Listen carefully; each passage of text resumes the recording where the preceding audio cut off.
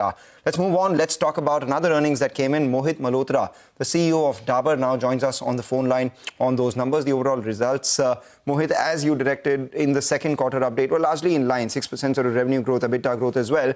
However, there was a miss on volumes, and that's something that the street is taking note of right now. 2% versus expected 4 to 6%. What's the outlook here on the volume growth from here on?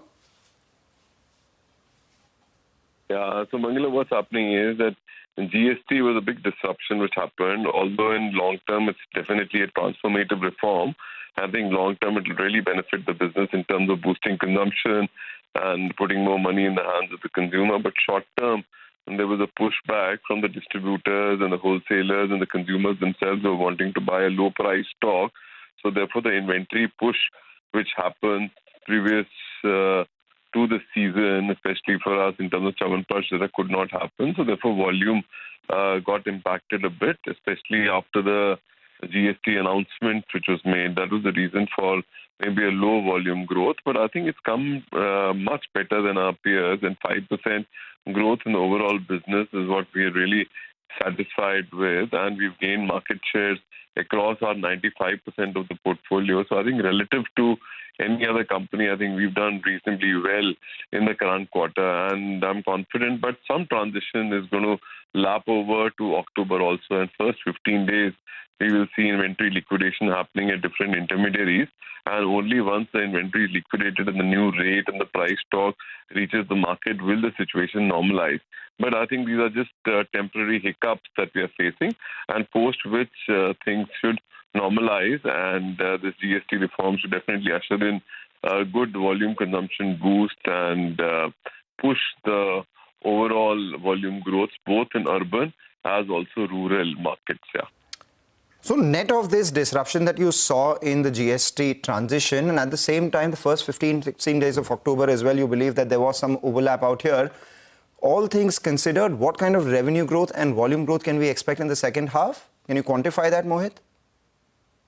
The top line, we expect mid to high single-digit top line growth, which will be backed by low to mid volume growth in the second half. And this is the projection that we've given to the street. First half got impacted because of the GST and the inclement weather that we faced, and the beverage business got impacted because of that. But I think second half projection remains what it was. There could be a little upside to it due to the GST transition, GST reforms which have actually come in. So we expect overall for the full year, mid-single-digit kind of a growth for the full year going forward. Yeah. Hi Mohit, good to see you in as always. What about margins? What's your target in the next year? See, operating margin for us has actually grown by 20 bips as compared to last year.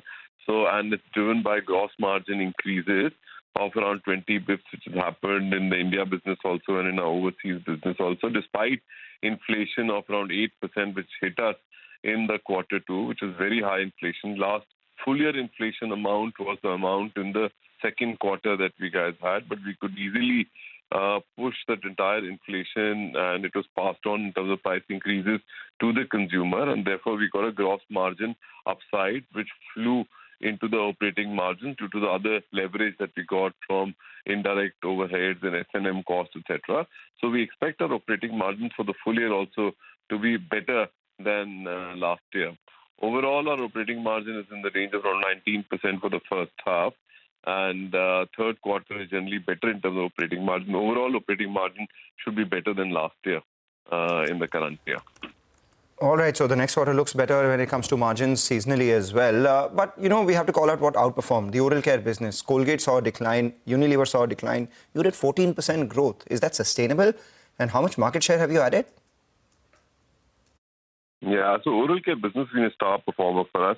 And not just in the current quarter, I think consistently and sustainably, we've been doing very well in oral care. Dabur Red being our flagship brand, I think that's almost contagious. Anybody using Dabur Red continues to use it because it's a panacea for all oral care problems that you may have. It's doing very well. And so has Meswak, also grown by around 23-24%. Our Swadeshi campaign, which is also resonating, PM Modi's wave of Swadeshi, has done exceedingly well. And because of that, the entire herbal and natural segment is kind of doing very well, and it's 770 basis points ahead in volume terms than the non-herbal segment. So the non-herbal segment is growing at 2%, and the herbal segment is growing at 10%. So there's a 4.5 to 5x delta from a herbal to a non-herbal. So there is a tailwind. Plus, we've gained market shares also by 60 BPS in overall toothpaste segment, which takes our market share up to around 16.5, a highest ever exit shares that we guys have got. So two brands not doing so well for us. I think where we need to focus is Babool and Lal Dant Manjan, which is also what we are trying to correct. And I think overall, oral care is doing exceedingly well, and we are pretty optimistic going forward also on oral care. And there's a huge headroom, the total portfolio being around, give or take, around 18 to 2,000 crores. And there's a huge headroom, the total category being in the range of around 10,000 plus crores. Yeah. So huge headroom of growth also here. All right, Mohit, I want to focus on the food and beverage segment. Out there, if you just pull up the chart, the growth is less than 2%. And that's because food has grown, but beverage has been weak. And it's been the case for the last few quarters. What is your strategy to revive growth on the beverage segment? See, the beverage business has always been a growth pillar for the company. It has always grown at a double-digit kind of growth. Past a couple of quarters, we've seen inclement weather, which is impinging the sales of our beverage business. To de-seasonalize the business, first pivot is that we are trying to increase or boost our food vertical. Our food vertical, we've taken a target of around 20% growth. We've grown this quarter by around 14%, driven by ghee, edible oil, etc., which have all grown by 20-30% growth. Even a homemade brand is under-leveraged. So that also we want to scale up, although it's a small business. Then the drinks part of the portfolio, we are really trying to push. And in the nectar portfolio, we're giving value for money. We're also plugging white caps in our pack price architecture, and 50 rupee and 100 rupee price points is what we are trying to plug. And the entire Real brand is being revamped with a new facelift in the whole category. So that's what one is trying to do. So, but the season is something that we can't predict. And I think it's a toll of the season. Despite season not favoring us in the quarter two also, our beverage business has been flat. And food and beverage category, despite GST, because GST rates have also gone down from 12% to 5% in the majority of the category, that is kind of grown by around 2%. A lot of inventory correction also happened because of GST pushback by the retail because the season did not favor us. So that's how.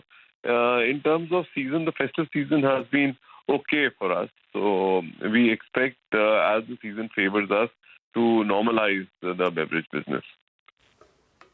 All right, we take that point entirely. But, beyond the numbers, the announcement of you, making a commitment of almost 500 crores through Dabur Ventures. What kind of acquisitions and investments can we hear about, and by when?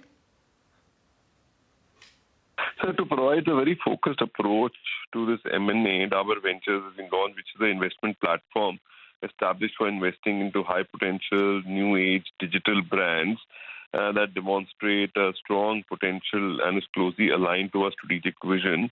So there's a capital allocation of 500 crores. We want to look at companies which are in home and personal care, in wellness foods, and also in healthcare, and all digital-first brands, which will give us a growth boost to this vertical, and it should be focused.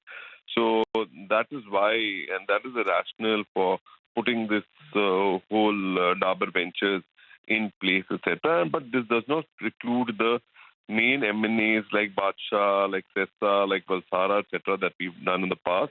That will be over and above the Dabur Ventures capital allocation of 500 crores. We've got 7,000 crores in our balance sheet. So the money will be used for that. And this is going to provide a boost to this whole investment. If you ask me if there's anything on the table is yet, we are evaluating a couple of targets as we speak. I can't tell you the names of those targets, but definitely you'll very soon hear good news from us. We are evaluating a couple of targets. Definitely, Mangalam. Okay, all right. Mohit, thanks a lot for joining in, and we look forward to chatting up with you in the time to come.